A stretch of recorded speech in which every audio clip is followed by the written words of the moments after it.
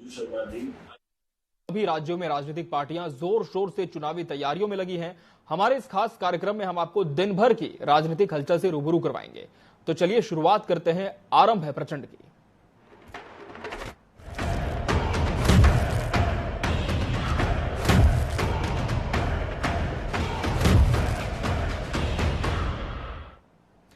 आरंभ है प्रचंड में सबसे पहले बात करेंगे राजस्थान की, जहां की चुनावी सरगर्मियां जोरों पर है।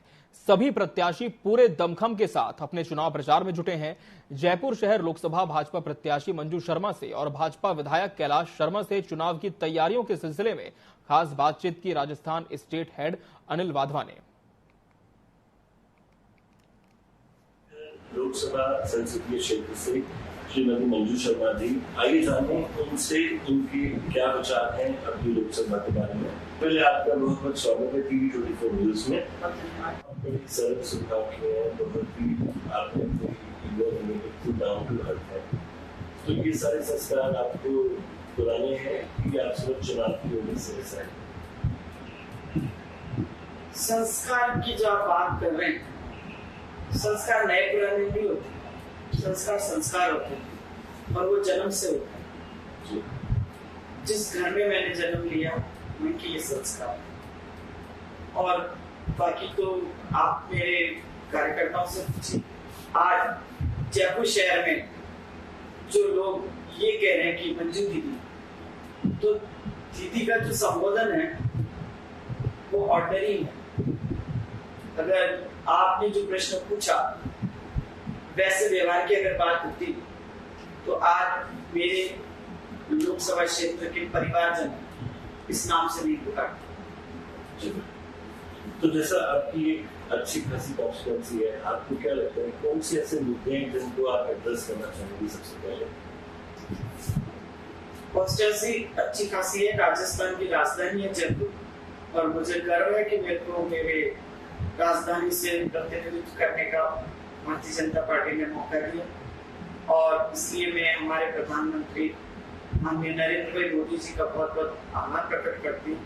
नारी शक्ति वंदन बिल ला करके महिलाओं को जो सशक्त बनाने का संकल्प उन्होंने लिया था, उसी के मत की सीट से चुनाव लड़ने का फैसला पार्टी लेकिन मुझे यहाँ सबके बीच है। तो ऐसे कौन से मुद्दे जिन पर आप सबसे पहले ध्यान देना चाहेंगे जो जनता को अफेक्ट करते हैं इस कॉन्स्टिट्यूएंसी में? जयपुर बहुत बड़ा शहर है और यहाँ पर मेरे को पर्यटन को बढ़ावा देने का मेरा एक उद्देश्य रहेगा।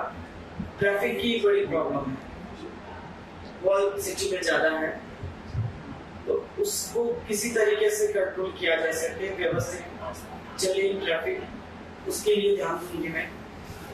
और यहाँ का रोजगार कैसे बढ़े, बच्चों को कैसे रोजगार यहाँ पर मिले, कुछ उद्योग लगाने का या टेक्नोलॉजी को यहाँ पर लाने का ऐसे प्रयास रहेंगे। आप जब जाती जनता के बीच में तो आपको कैसा रिस्पांस मिल रहा है? बहुत शानदार उत्साह है बहुत लोगों में, महिलाओं में। आपको लगता है कि आपके पेरेंट्स का, आपके फादर का, इस बैकग्राउंड का आपको बेनिफिट मिल रहा है?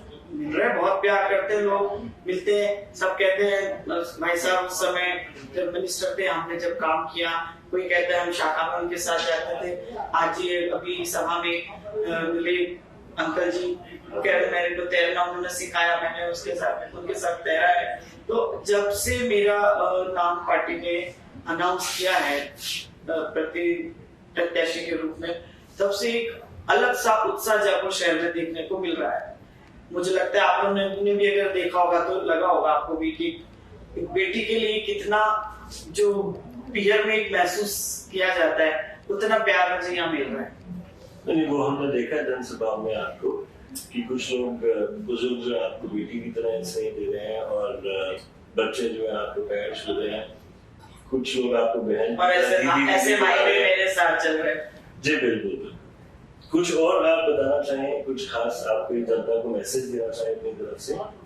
बस जनता का मैं यही मैसेज दे रही हूँ कि अभी 19 तारीख को उनका जो फर्ज है वो पूरा करें, बाकी मेरा फर्ज मैं पूरा करूंगी समय, और ज्यादा से ज्यादा संख्या में जो नेतृत्व जो हमारे देश का नेतृत्व कर रहे हैं, जो दिन के 24 घंटे में से 19 घंटे काम कर रहे हैं, तो मैं सभी से ये निवेदन करूंगी कि 19 तारीख को 19 मिनट का समय निकालें और जाके अपना मतदान कमल का बटन दबा के करें। तो आप सभी ने सुना एक एक्सक्लूसिव इंटरव्यू श्रीमती मंजू जी का। इसके लिए बहुत बहुत धन्यवाद है आपका टाइम देने के लिए। Thank you so much.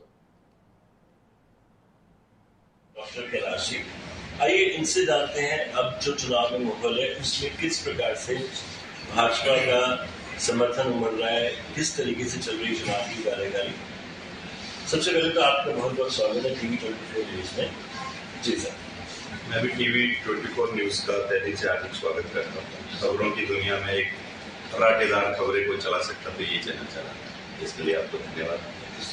रही लोकसभा चुनाव की माननीय प्रधानमंत्री जी का जो संकल्प है, एक विजन, एक संकल्प, एक रोड मैप, 2047 तक उन्होंने जो संकल्प लिया, उस संकल्प के अंदर वो तो तैयारी में लगे हुए हैं 2028 के बाद में 29 वाली। ये तो केवल रिहर्सल चल रहा है।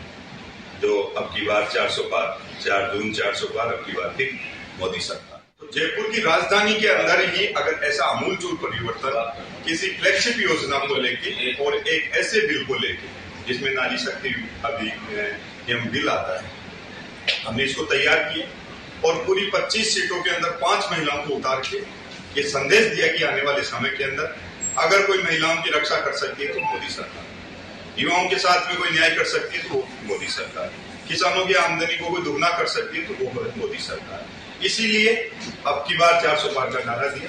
माननीय प्रधानमंत्री जी जिस तरीके से कोटपुतली की सभा के अंदर ये बोल के गए कि दाल बाटी चूरमा मारो वोटर सुरमा, ये हर कोई बोल नहीं सकता। जिसको जमीन की पकड़ हो, जिसने जमीन धरातल से सब कुछ देखा हो, जिसने संगठन की नब्ज को पहचाना हो, और राजस्थान के अंदर माननीय मुख्यमंत्री जी के नेतृत्व के अंदर जो 100 दिन का में तैयार करके हमने विजन राजस्थान की जनता के हाथ में दिया, उससे बशर्ते हम बोल सकते हैं कि अब की बार हम 400 पार का नारा भी पार करेंगे।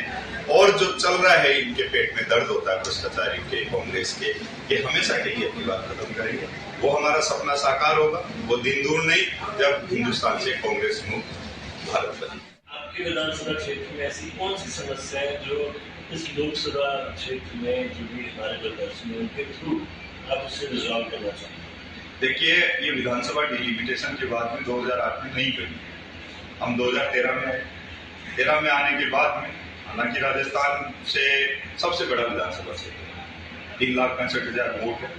इस एरिया का डिलिमिटेशन थोड़ा सा अजीबोगरीब तरीके से हुआ, मगर फिर भी हम उसको पूरी तरीके से, क्योंकि जनता की सेवा करनी, चाहे कितना ही बड़ा काम हो, तो हम उसको करने के लिए पीछे नहीं हटते। हमारा यहाँ पे मजबूत सांसद के रूप में मंजू देवी जी चुनाव जीत के आएगी, तो यहाँ पे सबसे बड़ी समस्या डीजल का पानी, जो ग्रामीण क्षेत्र के अंदर नहीं पहुंचा, शहरी क्षेत्र में हम पहुंचाने में कामयाब हो गए, और ग्रामीण क्षेत्र भी थोड़ा बचा, शहरी क्षेत्र भी थोड़ा बचा हुआ, उसको पूरा करेंगे। रिंग रोड जो पिछली हमारी सरकार की महत्वपूर्ण फ्लैगशिप योजना, उसमें रिंग रोड का जो छूटा हुआ भाग है वो थोड़ा बचा हुआ है, उसको दिल्ली के पैटर्न के ऊपर योजना चलती है, सांसद जी होंगे तो उनके साथ भी मिलकर इसको बढ़ाने का काम करेंगे, पानी जैसी योजना को बढ़ाने का काम करेंगे।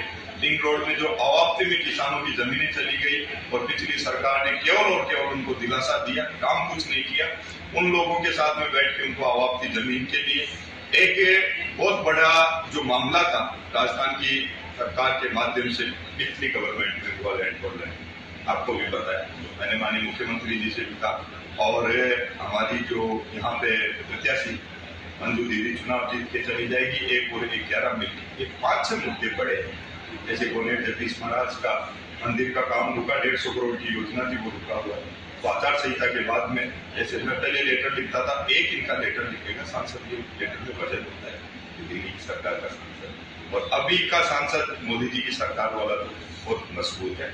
इसीलिए हम मिलके जो केंद्र सरकार से जुड़ी हुई योजनाएं, जैसे NH इसके बीच में एक टोल आ रहा है, इसका कोई वो नहीं है, काफी लंबे टाइम से चल रहा है। गाँव गरीब किसान के बच्चे यहाँ पे निकलते हैं, 3-3, 4-4 यूनिवर्सिटी है, वो पढ़ने वाले बच्चे यहाँ पे निकलते हैं, टोल लगता है।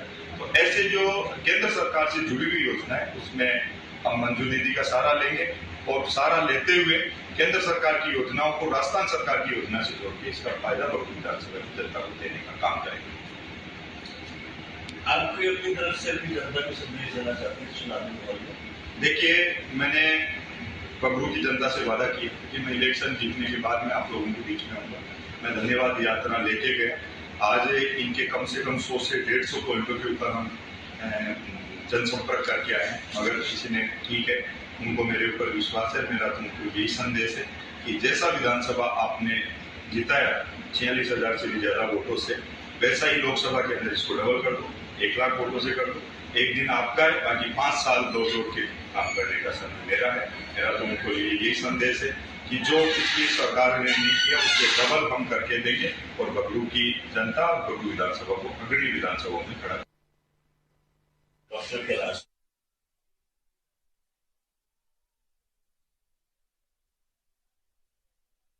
दंगल को फतेह करने के लिए प्रत्याशियों के साथ ही राजनीतिक दल भी खूब पसीना बहा रहे हैं। मतदान का दिन 19 अप्रैल जैसे जैसे नजदीक आ रहा है, वैसे वैसे जुबानी जंग भी तेज होती जा रही है। अब पौड़ी लोकसभा सीट पर भाजपा ने कांग्रेस के प्रत्याशी की शैक्षिक योग्यता को लेकर एक नया विवाद खड़ा कर दिया है। भाजपा इस मुद्दे पर जहां राजनीति गरमाना चाहती है, तो वहीं कांग्रेस ने भी पलटवार कर जवाबी हमला बोला है। देखिए इस विषय पर हमारी एक खास रिपोर्ट।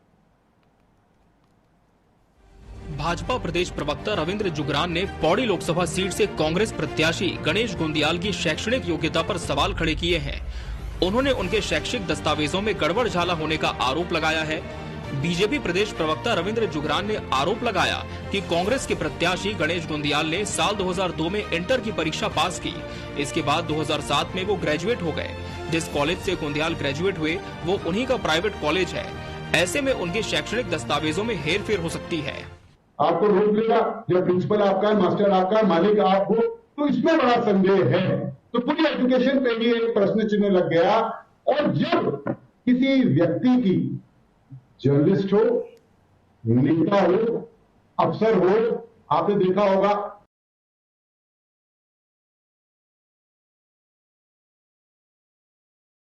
उत्तराखंड में बड़ा जबरदस्त अभियान चला फर्जी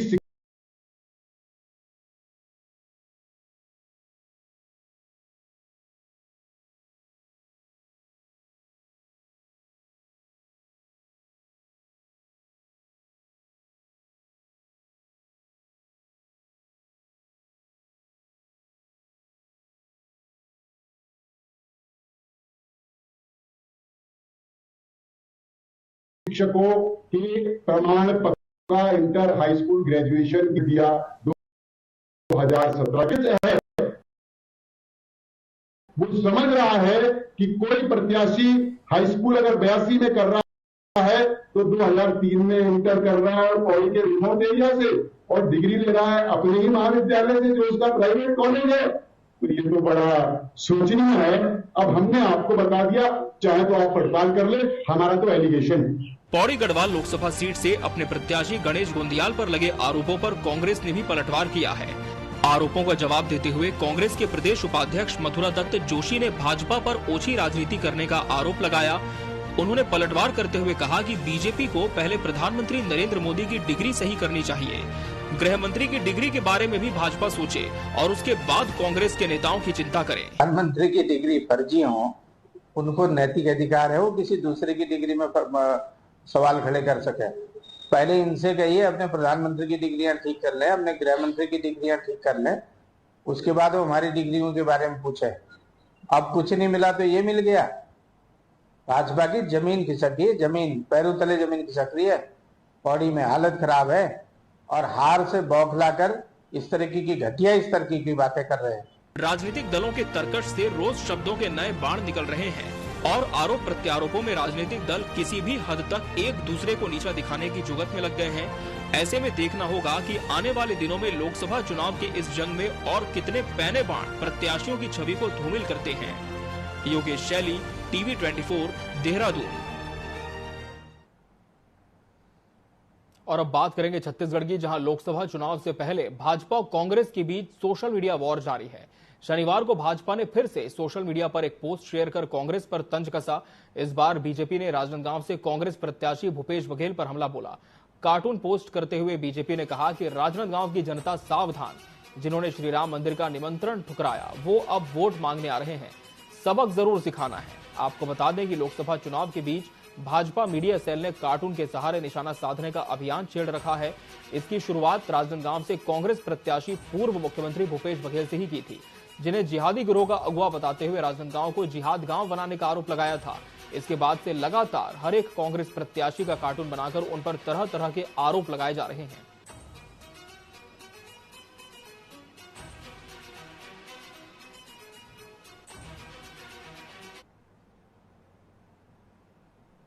छत्तीसगढ़ में प्रथम चरण में बस्तर में होने वाले चुनाव प्रचार ने अब जोर पकड़ लिया है। बस्तर लोकसभा और कांकेर लोकसभा के भाजपा प्रत्याशियों के प्रचार के लिए प्रधानमंत्री नरेंद्र मोदी 8 अप्रैल को बस्तर आएंगे और भानपुरी के आमाबाल में चुनावी जनसभा को संबोधित करेंगे।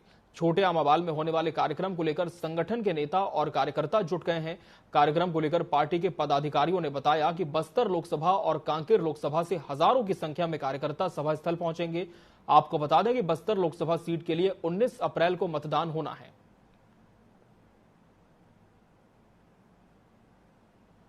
पब्लिक के बैठने की व्यवस्था के हिसाब से 3 डोम का निर्माण किया गया है। एक डोम 100 बाई 500 का है, इस हिसाब से 300 बाई 500 का डोम यहाँ पर निर्माण हो रहा है। तो इसके साथ ही माननीय मोदी जी के सभा के लिए अलग से उनका एक मंच तैयार किया गया है और उसके अलग अलग ग्रीन रूम की व्यवस्था और डीएमओ की व्यवस्था, ये सारी चीज़ों की व्यवस्था। सभा का आयोजन किया जा रहा है, इसकी भव्य रूप से तैयारी चल रही है और इसमें बहुत ही ज़्यादा लोग स्वयं स्फूर्त आने का प्रयास कर रहे हैं। हमारे पास सभी का मैसेज आ रहे हैं कि हम लोग आना चाह रहे हैं और हमको लगता है कि व्यवस्था की तैयारी करने की हमने जो सोचा था उससे कई बड़ी तैयारी हमको करनी पड़ेगी। लगभग 1.5 लाख लोग यहाँ पे आएंगे, जनता जो मोदी जी को देखने और सुनने आएंगी। बस्तर लोकसभा और कांकेर लोकसभा दोनों लोकसभा के जो भी क्षेत्र के लोग हैं, लगभग इसमें 11 विधानसभा आती है, 11 विधानसभा के लोग इस सभा में सम्मिलित होंगे। इसके लिए पूरा प्रयास भी किया जा रहा है और तैयारी भी की जा रही है। खबर कोरबा से है, जहां जिले के पाली तानाखार विधानसभा अंतर्गत चैतमा में भाजपा ने कार्यकर्ता सम्मेलन का आयोजन किया। सम्मेलन में भाजपा प्रत्याशी सरोज पांडे, उद्योग मंत्री लखनलाल देवांगन, राजस्व मंत्री टंकराम वर्मा और पूर्व गृह मंत्री रामसेवक पैंकरा ने हुंकार भरी।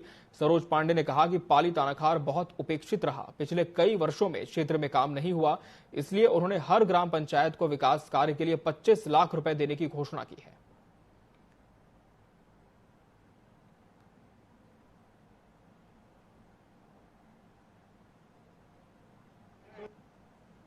जो भी भारतीय जनता पार्टी में हमारी रीति नीति से प्रभावित होकर आएगा, हम सबका स्वागत करते हैं और प्रधानमंत्री नरेंद्र मोदी जी के प्रति लोगों का विश्वास बढ़ा है। उनके काम करने की शैली से लोग प्रभावित हैं और उनके कारण भारतीय जनता पार्टी में प्रवेश कर रहे हैं। पाली तानाखार क्षेत्र बहुत उपेक्षित रहा है, पिछले कई वर्षों में इस क्षेत्र में काम नहीं हुआ है, इसलिए मैंने यहाँ पर राशि देने की बात भी कही है और हर ग्राम पंचायत में हम 25 लाख रुपए देंगे।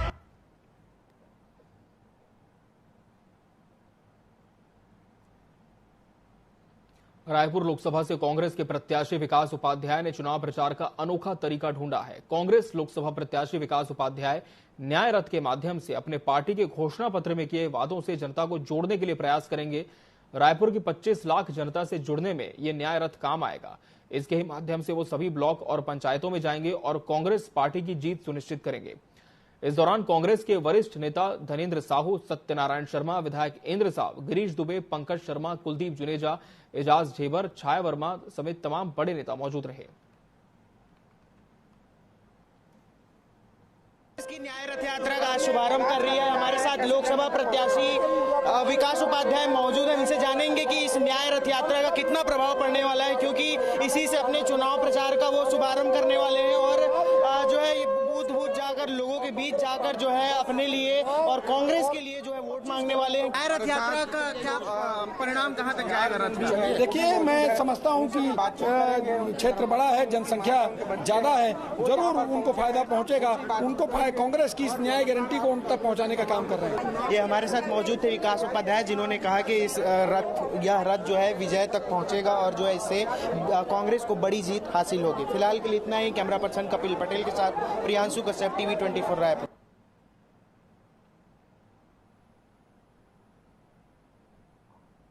लोकसभा चुनाव पास है, ऐसे में सियासी बयानबाजियां भी तेज हो गई हैं। एक और जहां दीपक बैज ने अमित शाह के दौरे को लेकर तंज कसते हुए कहा कि अमित शाह अपनी कन्नी काट चुके हैं, चाहे राजनांदगांव सीट हो या अन्य सीट हो, भाजपा हर सीट पर हारने वाली है। वहीं डिप्टी सीएम अरुण साव ने बैज के बयान पर पलटवार करते हुए कहा कि अमित शाह के आने से कांग्रेस डरती है।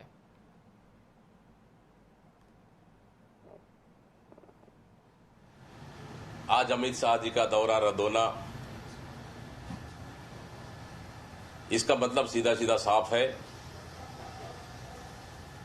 कि राजनांदगांव के कवर्धा जिले में आना था और यह है कि राजनांदगांव सीट भारतीय जनता पार्टी बुरी तरह से हार रही है। यह भारतीय जनता पार्टी को भी पता है, अमित शाह को भी पता है।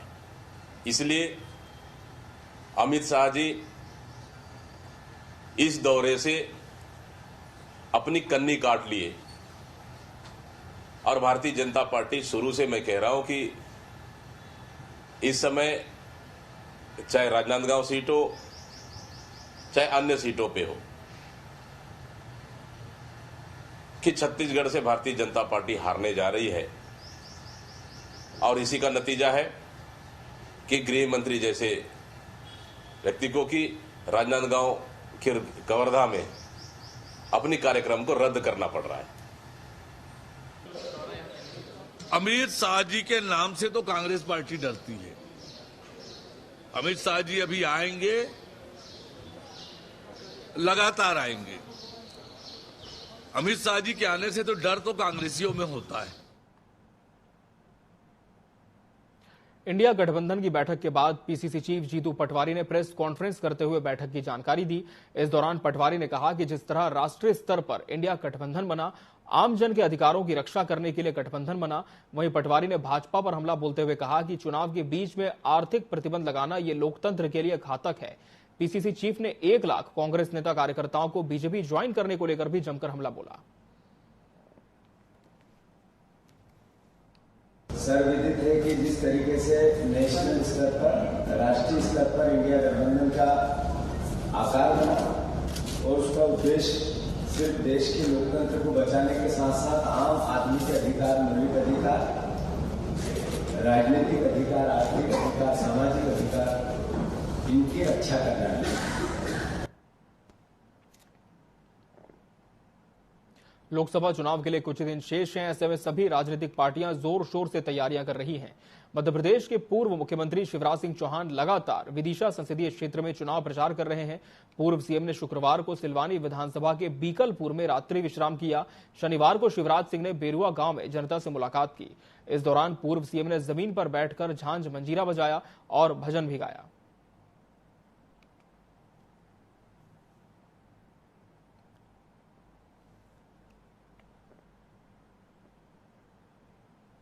बीजेपी ने आज अपना 45वां स्थापना दिवस मनाया। इस मौके पर पार्टी ने व्यापक स्तर पर सदस्यता अभियान चलाया। आज 1 लाख से ज्यादा कांग्रेस कार्यकर्ताओं ने बीजेपी की सदस्यता ली।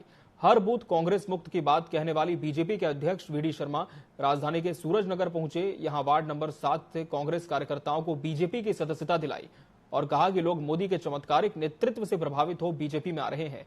बीजेपी प्रदेश अध्यक्ष वीडी शर्मा से खास बातचीत की हमारे वरिष्ठ संवाददाता प्रिंस गुप्ता ने। भारतीय जनता पार्टी का स्थापना दिवस है तो भारतीय जनता पार्टी आज भोपाल के सूरजनगर में सदस्यता अभियान चला रही है। हम सूरजनगर में प्रदेश अध्यक्ष वीडी शर्मा जी हैं, यहाँ काफी लोगों को सदस्य बनाया। सर, सबसे पहले तो मैं आपसे ये कहूंगा कि महोत्सव के तौर पर लोग ज्वाइन कर रहे हैं बीजेपी को और एक तरह से एक ऊर्जा का संचार हो रहा है। भारतीय जनता पार्टी ने स्थापना दिवस पर हमने टास्क लिया था कि हर बूथ पर हम बड़ी ज्वाइनिंग करेंगे और ज्वाइनिंग केवल पॉलिटिकल नहीं होगी, मोदी जी की भावना के अनुरूप आज देश के अंदर बल्कि दुनिया के अंदर प्रधानमंत्री मोदी जी को पुनः प्रधानमंत्री देखने के लिए लोग लालायित हैं। तो समाज के हर वर्ग के लोग, हर सेगमेंट के लोग, नए नौजवान, सामाजिक कार्यकर्ता, खिलाड़ी, आर्टिस्ट, डॉक्टर्स ज्वाइन कर रहे हैं। तो आज इसी धारा में हमने 1 लाख तो केवल एक सिंबॉलिक टारगेट लिया है। आज हर बूथ पर बड़ी संख्या में ज्वाइन होगी। यहाँ मैं आया हूँ बूथ क्रमांक 7 पर। ये ट्राइबल बूथ है।